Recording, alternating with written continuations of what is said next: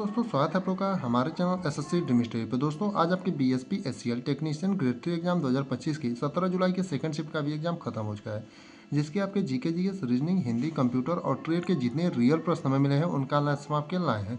उससे पहले अगर आप लोग चैनल पर नए हैं तो चैनल को सब्सक्राइब करिए और वीडियो को लाइक करिए और अपने दोस्तों के साथ ज़्यादा शेयर करिए। और इसका अगर आपको पीडीएफ चाहिए तो आप लोग जाकर के टेलीग्राम चैनल पर जुड़ जाइए, जहाँ पर जिसका लिंक आपको डिस्क्रिप्शन बॉक्स में दे रखा है हमने। तो अगर किसी का पहले दूसरे और तीसरे शिफ्ट में आज 17 जुलाई में पेपर था तो आप लोग जो है क्वेश्चनों को हमें हमारे टेलीग्राम आईडी पर भेजिए, जिसका हमने लिख दिया है कौन सा हमारा टेलीग्राम आईडी है @गौरव सिंह 0051 पर आप लोग भेज सकते हैं। तो आइए देखते हैं आज आपके 17 जुलाई के सेकंड शिफ्ट में कैसे कैसे प्रश्न पूछे गए थे। जैसे पहला प्रश्न पूछा था, संघ और राज्य के बीच शक्तियों के विभाजन से संबंधित अनुच्छेद है। यानी कि संघ और राज्य के बीच जो है शक्तियों के विभाजन से संबंधित आपका अनुच्छेद कौन सा है। तो आपका जो सही उत्तर हो जाएगा अनुच्छेद 246 हो जाएगा। यानी कि संघ और राज्य के बीच शक्तियों के विभाजन से संबंधित जो आपका अनुच्छेद है, अनुच्छेद आपका 246 है। यानी आपके जिस भी ऑप्शन में अनुच्छेद 246 दिया रहा होगा दोस्तों, वही आपका सही उत्तर हो जाएगा। अगला प्रश्न देखेंगे तो आपका पूछा था, गर्म दल और नरम दल का विभाजन कब हुआ था। अब ये जो है आपका गर्म दल और नरम दल का विभाजन जो आपका 1907 में हुआ था।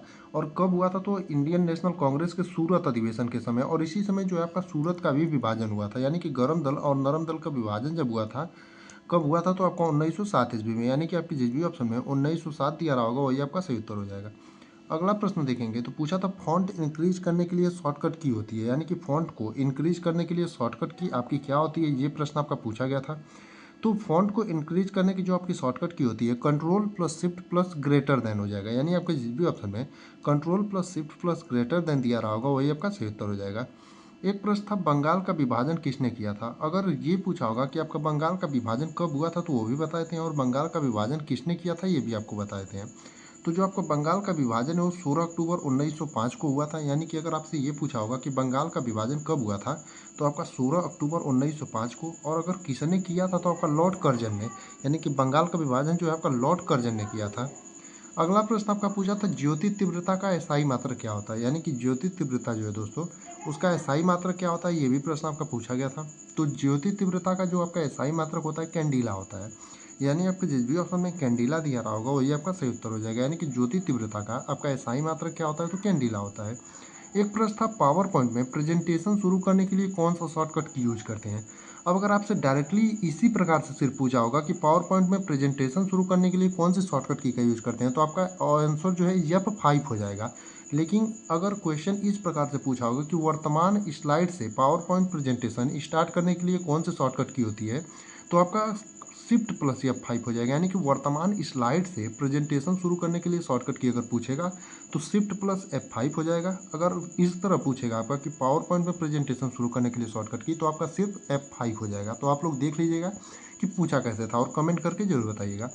एक प्रश्न आपका इस प्रकार से था कि जहाज रानी का नया आइकन किसे नियुक्त किया गया था। ऐसे प्रस्ताव, ये जो है प्रश्न आपका एग्जैक्ट नहीं मिल पाया कि क्या था। तो आप लोगों में से जो भी लोग पेपर देकर आए होंगे वो लोग कमेंट करके बताएंगे कि आपका जहाज रानी से संबंधित आपका एग्जैक्ट प्रश्न क्या था। आपका ट्रेड में बात करें तो ट्रेड में बहुत सारे क्वेश्चनों का टॉपिक मिला है और कैसे कैसे प्रश्न थे आइए बताते हैं आपको। जैसे एक प्रश्न पूछा था, सुपर हीटर कंडेंसर का यूज था। यानी कि सुपर हीटर कंडेंसर का जो है क्या प्रयोग होता है, ये प्रश्न पूछा गया था।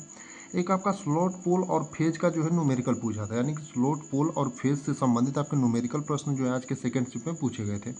अगला देखेंगे तो आपका सेकेंडरी ट्रांसमिशन और प्राइमरी डिस्ट्रीब्यूशन का वोल्टेज पूछा था।